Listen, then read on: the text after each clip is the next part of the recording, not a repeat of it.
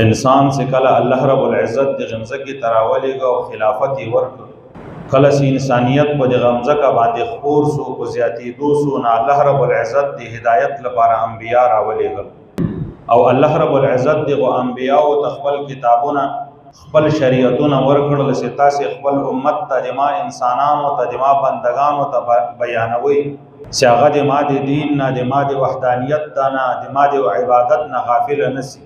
نو الله رب العزت بے شمار انبیاء راولېږي. دغه د پیغمبرانو زندگی د انسانیت لپاره د هدایت او د رهنمایي ذریعہ ده. د پیغمبرانو زندگی دغه د انسانیت لپاره د فلاح او د کامیابی او د جنت ته د داخلېدو ذریعہ ده. کوم خلق چې د انبیاء په نقش قدم باندې روان سي، د انبیاء خبره ومني، د انبیاء اطاعت اختیار کی، د انبیاء پیروي اختیار کی، هغه انسانان، هغه قوم، هغه امت کامیاب او کامران ده.